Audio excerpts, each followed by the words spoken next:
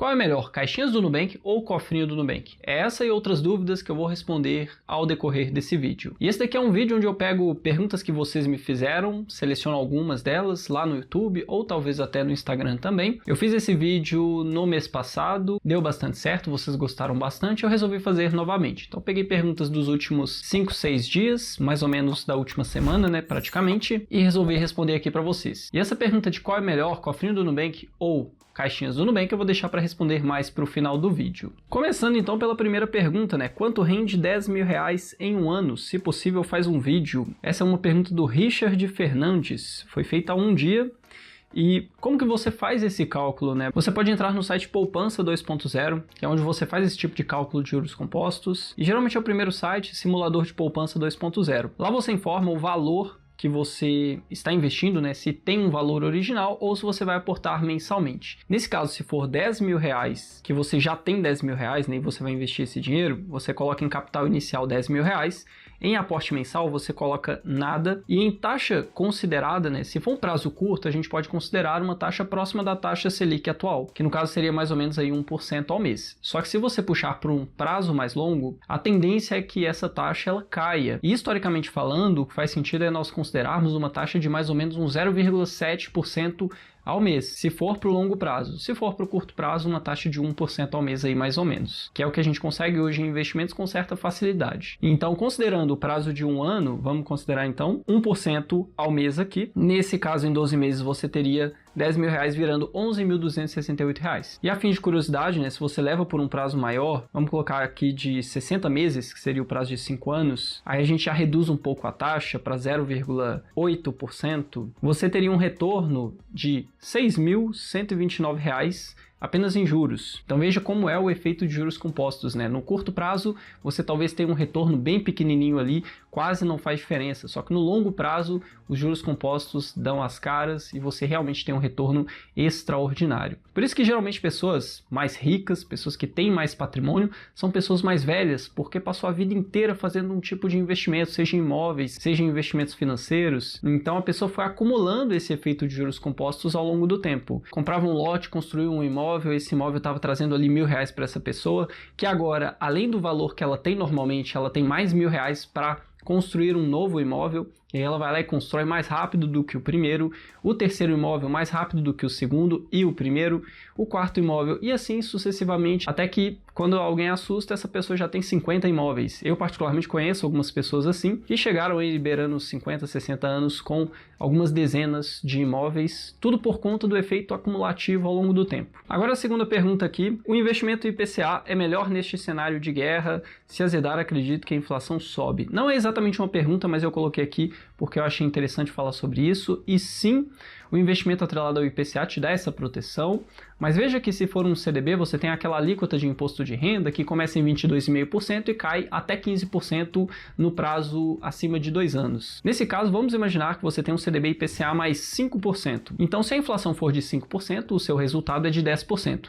Só que desse resultado bruto vai tirar o imposto referente ao prazo. Então seria de 22,5% até 15%. Vamos supor que acontece um cenário de hiperinflação no Brasil, muito improvável, mas não é impossível, visto que já aconteceu no passado. E aí você tem uma inflação de 95%, semelhante à inflação da Argentina. Na verdade, até um pouco menos. E com isso, veja que você vai ter um acumulado de rentabilidade bruta de 100%. Só que no CDB existe a alíquota de imposto de renda. Se for um prazo acima de 2 anos, seria de 15%. Então, seria 15% em cima de 100%. No fim das contas, a sua rentabilidade líquida ficaria em 85%, sendo que a inflação foi de 95%. Então veja que você não teria essa proteção. Agora, isso já não acontece com LCIs e LCAs atrelados à inflação. Então, essa sim te protege porque existe uma isenção de imposto de renda e o seu ganho é acima da inflação. Mas é só um ponto que eu quis colocar aqui, e realmente o título atrelado à inflação te dá muito mais segurança do que os outros títulos, porque existe geralmente um certo teto ali para os juros subirem, porque porque juros altos e por muito tempo principalmente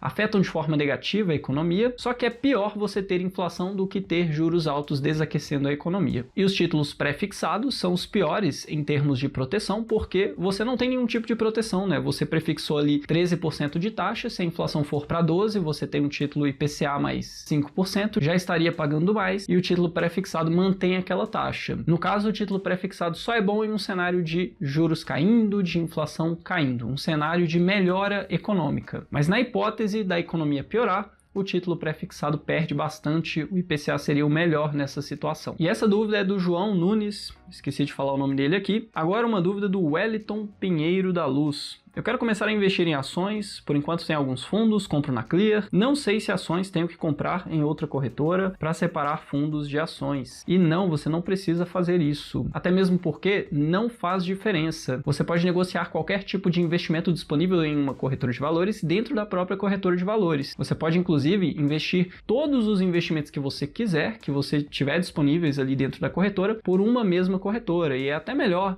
em termos de centralização. Às vezes eu invisto por outras corretoras por uma certa comodidade e às vezes com objetivos diferentes. Por exemplo, aqui no canal eu tenho um quadro onde eu invisto em fundos imobiliários e recentemente eu adicionei uma ação. Só que por mais ou menos uns 12 meses, essa carteira foi quase que completamente de fundos imobiliários. Não tinha ações nessa carteira. Então era só para mostrar para vocês o racional. Só que eu acabei adicionando ações e pretendo continuar investindo em ações nessa carteira. Então o ponto é que não faz diferença, você pode investir em qualquer ativo disponível em uma corretora de valores. Uma outra dúvida aqui é do Renan Marcato. Também peguei essa LCI IPCA mais 7,59%. Você poderia me dizer se ela compensa mais do que um CDB de 8,58% de taxa para um ano? Olha, para fazer essa conta é bem simples, né? Para um ano a gente considera um imposto de renda de 17,5%. Então, imaginando que você tem aqui um imposto de 17,5%, em um cenário onde a inflação fica em 6%, você teria 8,58 mais 6, daria 14,58% de rendimento nesse CDB. Nesse cenário de inflação, né? Pode ser maior, pode ser menor, mas vamos utilizar 6% para a conta. Aí você subtrai 17,5%, chega no resultado de 12,02. Só que nesse caso, se a inflação for de 6%, o outro título, que seria a LCI, pagaria 7,59 mais 6, daria 13,59 isento de imposto. Então, provavelmente a LCI seria melhor. E eu digo provavelmente com quase 100% de certeza, porque essa LCI só não seria melhor se o IPCA fosse quase zerado nos próximos 12 meses. Então, em um cenário de IPCA em 4%, em 3%, essa LCI ainda assim seria melhor por conta dessa isenção de imposto de renda. E se for um prazo mais curto ainda, essa LCI seria ainda melhor. E uma outra dúvida é do Canal dos Sonhos. Qual o melhor investimento para retirar todo mês e pagar as contas? Bom, particularmente eu não recomendo que você faça isso, porque a maioria das pessoas está na construção de patrimônio e para construir um grande patrimônio,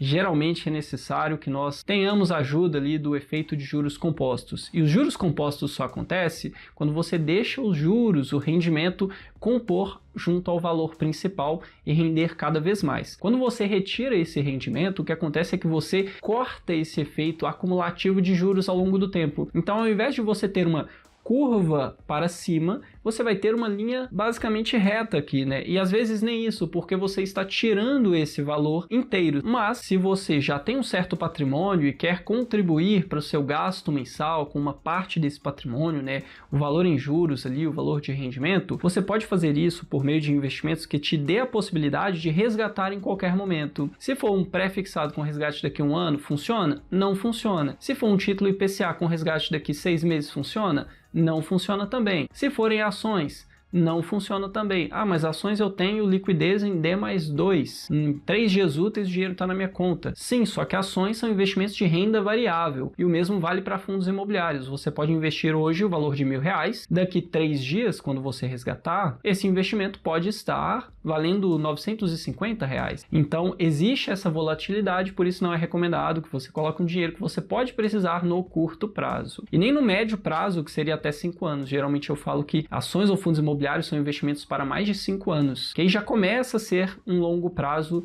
na minha opinião. Então, nesse caso, o que sobra para você são investimentos com liquidez diária. E aí existe aquele IOF, né, que é o Imposto sobre Operações Financeiras, nos primeiros 30 dias. Então, eu recomendo que caso você faça esses resgates, você espere esses 30 dias após o aporte inicial que você fez para começar a resgatar, senão a maior parte do rendimento vai ficar para o IOF. Então, basicamente é isso. Você só tem a opção, praticamente, de um CDB de liquidez diária, como, por exemplo, o CDB de 110% do CDI, que tem disponível no Banco Sofisa Direto e também no Banco da Ecoval. E uma última dúvida aqui é da MISPA. Qual é melhor, caixinha ou cofrinho? E a verdade é que, em termos de rentabilidade, quase não muda nada. A caixinha do Nubank vai render muito próximo de 100% do CDI. Talvez, dependendo do investimento, renda um pouquinho mais. Já o cofrinho do Nubank rende também ali 100% do CDI, não muda muita coisa. Os dois têm um nível muito semelhante de segurança, para não dizer iguais. E considerando essa rentabilidade muito parecida, não vai fazer diferença, na verdade, né? A vantagem das caixinhas e justamente o intuito inicial da criação dessas caixinhas foi a possibilidade de você fazer um planejamento para coisas futuras. Então, se você quer comprar um carro, você pode separar várias caixinhas, né? Uma caixinha do automóvel, uma caixinha do imóvel, uma caixinha da reserva de emergência. Então, é basicamente esse o intuito, né? Não em si criar um investimento com um rendimento bem mais alto. Então, na prática, não faz muita diferença entre os dois em termos de rentabilidade nem em termos de segurança. E essas foram as dúvidas que eu respondi aqui para você. Se você tiver alguma dúvida, quiser que eu faça na próxima semana um vídeo como esse, deixa aqui embaixo a sua dúvida que eu acabo te respondendo. Pode ser que eu responda aqui também, só que de forma mais completa eu responderei no vídeo que provavelmente vai sair na próxima semana. E com isso eu vou ficando por aqui. Se você gostou desse vídeo, não esquece de deixar o seu gostei, se inscreve no canal e ative as notificações. Sem mais, meu nome é Marco Antônio, você está no canal que te deixa cada dia mais rico e até o próximo vídeo.